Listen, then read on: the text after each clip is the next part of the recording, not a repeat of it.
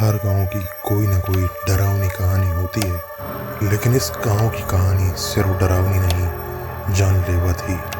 गांव का नाम था बेलाडीह।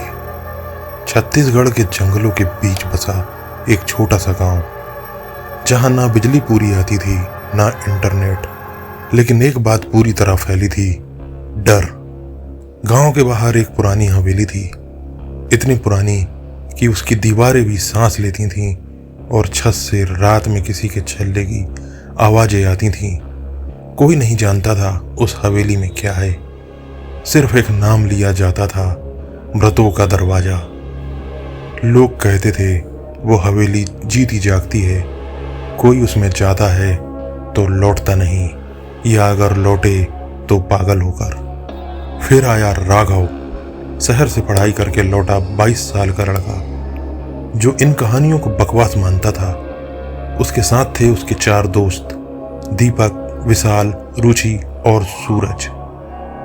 राघव ने कहा, मैं YouTube पर वीडियो डालूंगा, इस हवेली का राज खोलूंगा। उस रात 13 जून को पांचों निकल पड़े, कैमरा, टार्च, मोबाइल और जोश के साथ। किसी को नहीं पता था कि ये रात उनकी जिंदगी की आखिरी सामान्य रात होगी। रात के 2:11 पर वो लोग हवेली पहुंचे।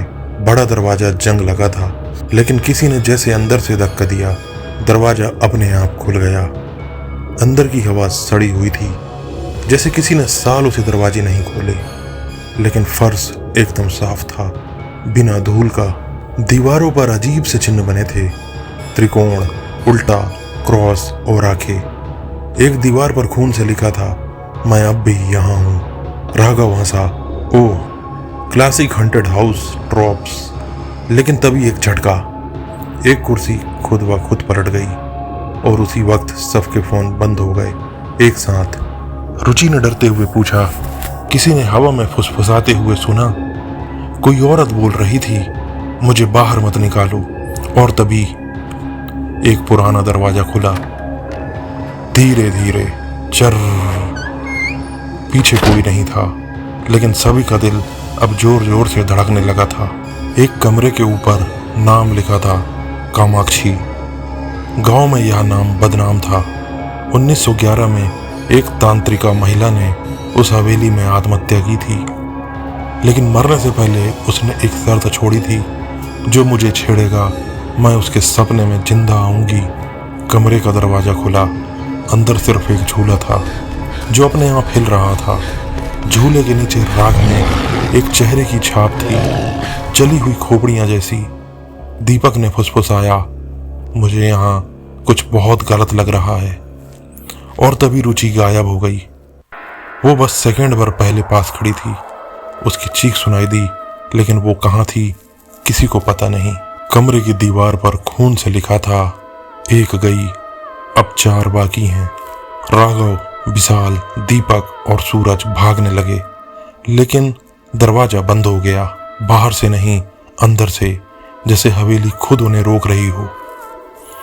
फर्श से धुआं उठने लगा और दीवारों से हंसी आने लगी। एक औरत की, जो जोर जोर से कह रही थी, मैंने कहा था मुझे मत छेड़ो, अब तुम सब मेरे हो। सब सन्न रह गए। रुचि बस पल भर पहले उनके जो साथ थी, अब वो जैसे गायब हो चुकी थी। उसकी आवाज अब भी हवेली में गूंज रही थी, लेकिन वह खुद दिखाई नहीं दे रही थी। दीपक टार्च लेकर हर कोना छानने लगा। अचानक उसे एक कमरा मिला, बहुत ही छोटा, जैसे जमीन के नीचे खुदा हो। दरवाजा खुला और अंदर से एक तेज बदबू आई। वहां रुचि का दुपट्टा पड़ा था और फर्श पर एक पुरानी डायरी। राघव ने उसे उठाया। पहले पन्ने पर लिखा था, कामाक्षी 1909। यह मेरा तीसरा जीवन है। और आगे सिर्फ चीखें दर्ज थी, कोई शब्द नहीं, बस एक जैसे किसी ने दर्द में पन्नों को चीर दिया हो। तभी दीवार पर लगी एक तस्वीर से खून टपकने लगा और दीपक के चेहरे पर एक बूंद गिरी। अगले ही पल दीपक की आंखें पलटी और वो जमीन पर गिर पड़ा। उसकी नाक से खून निकल रहा था। वो कांपते हुए बोला, वो मेरी मां बनकर आई थी, लेकिन उसके पैर उल्टे थे। सूरज ने चिल्लाकर कहा, बस बहुत हुआ, हमें निकलना होगा। लेकिन दरवाजा फिर से गायब हो चुका था। जिस रास्ते से वे आए थे वहां अब सिर्फ एक ईंट की दीवार थी, एकदम नई। राघव को दीवार पर लगे आईने में कुछ दिखा, सबका अक्स, लेकिन रुचि का नहीं। उसकी जगह एक लंबी काली परछाई थी और उस परछाई के चेहरे पर आंखें नहीं थीं, सिर्फ एक बड़ी मुस्कान। आईने में अचानक एक दुनिया दिखी, एक वैकल्पिक आयाम जैसा। सूरज ने झांक कर देखा और बोला, वो रुचि है। वो बोल रही है लेकिन आवाज नहीं आ रही, और जैसे ही उसने हाथ बढ़ाया आईना चटक गया। उसके हाथ में शीशे की किरच घुस गई, लेकिन खून नहीं निकला बल्कि धुआं। अब सूरज की आवाज बदलने लगी थी, गहराई और क्रोध से भरी, जैसे कोई और उसके भीतर आ गया हो। हवेली के पिछले हिस्से में एक कमरा मिला जहां चारों दिए जल रहे थे और एक बुझा हुआ था। उस कमरे की दीवार पर लिखा था, हर 111 साल बाद 5 शरीर चाहिए होते हैं ताकि मैं फिर जिंदा हो सकूं। राघव कांपते हुए बोला, 111 साल पहले 1913, अभी 2024 है, यानी अगला बलिदान अब। और तभी दियों में से एक और दिया बुझ गया। अब विशाल की बारी थी। वो बड़बड़ाने लगा, कोई मुझे बुला रहा है, मेरी बहन की आवाज में। उसने दीवार पर सिर मारना शुरू कर दिया और खून से उसके माथे पर वही चिन्ह बन गया जो कामाक्षी के कमरे में था। वो अब हमें नहीं मार रही, राघव फुसफुसाया। वो हमसे कुछ चाहती है, शायद आत्मा नहीं, शरीर। हवेली अब सिर्फ एक इमारत नहीं थी, वो एक जीवित दिमाग की तरह काम कर रही थी। जो डरता था हवेली उसे वैसा ही दिखा रही थी। दीपक को अपनी माँ दिख रही थी, सूरज को अपनी बहन जो 3 साल पहले कुएं में डूब गई थी, और अब राघव को दिखी उसकी पहली प्रेमिका सिया, जो 2 साल पहले ट्रेन हादसे में मारी गई थी। लेकिन इन सब का एक कॉमन चेहरा था, वही लंबा कद, काले बाल और आंखें जिनमें कुछ भी नहीं था सिवाय एक शून्य के। दीवारों से अब चीखें नहीं आती थीं, बल्कि लोरियां गूंज रही थीं, बहुत मीठी, बहुत डरावनी, जैसे कोई माँ अपने मृत बच्चे को सुला रही हो। दीवार पर खुद ही एक पुराना कागज खुला, शायद हवेली का हिस्सा बन गया था। उस पर लिखा था, मैं कामाक्षी हूँ, मुझे जला दिया गया था जिंदा क्योंकि मैंने अपने तंत्र साधना की थी, लेकिन मैंने मरते वक्त शपथ ली थी, जो मुझे छुएगा उसे मैं नहीं छोड़ूंगी। मुझे सिर्फ एक शरीर नहीं चाहिए, मुझे 5 आत्माएं चाहिए ताकि मैं फिर इंसान बन सकूं, फिर इस दुनिया में जन्म ले सकूं, मांस और खून के साथ। राघव ने वह पत्र पढ़ते ही महसूस किया, उसकी धड़कनें तेज हो रही हैं, उसकी हथेलियां लाल हो रही थीं और वो खुद बुदबुदाने लगा, संस्कृत में, जो भाषा उसने कभी सीखी नहीं थी।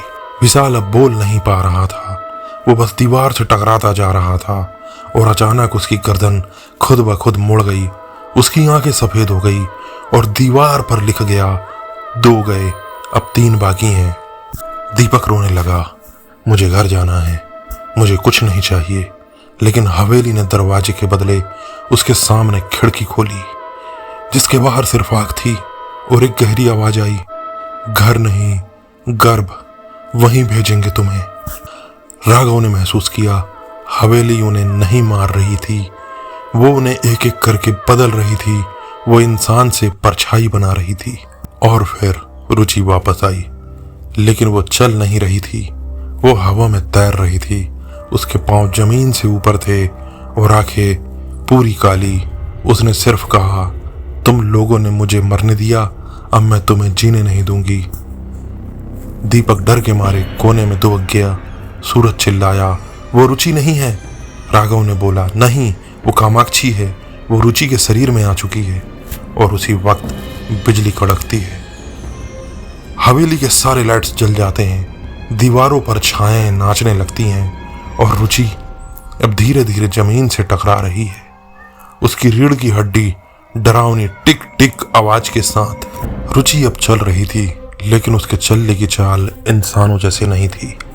उसके सिर के नीचे से एक परछाई लटक रही थी, जैसे वो 2 जगह पर एक साथ मौजूद हो। उसकी आवाज दोहरी हो चुकी थी, एक में रुचि थी, दूसरे में कोई बहुत पुरानी औरत जो हर शब्द के साथ बद्दुआ बुन रही थी। उसने बोला, राघव, तू वो है जो मुझे मुकम्मल कर सकता है। तुझ में वो निशान है जो 100 साल से बंद है। तू मेरा 5वां है। राघव की आंखों में अब हल्का सा नीले रंग दिखने लगा।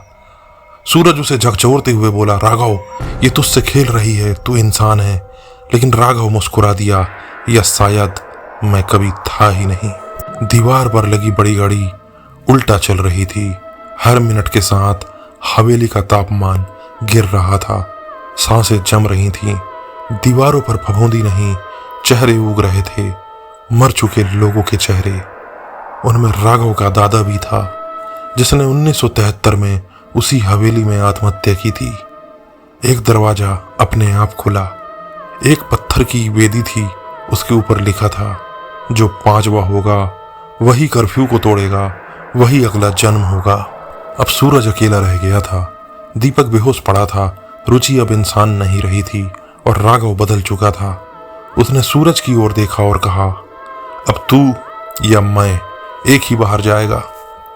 सूरज ने आखिरी बार अपने जेब से एक लकड़ी का क्रॉस निकाला। उसकी माँ ने उसे दिया था। जिस भी जगह भगवान भूल जाए, वहां यह पहचान दिलाता है कि कोई है जो अब भी सुनता है। उसने वो क्रॉस हवेली की जमीन पर गाड़ दिया और हवेली चीख पड़ी।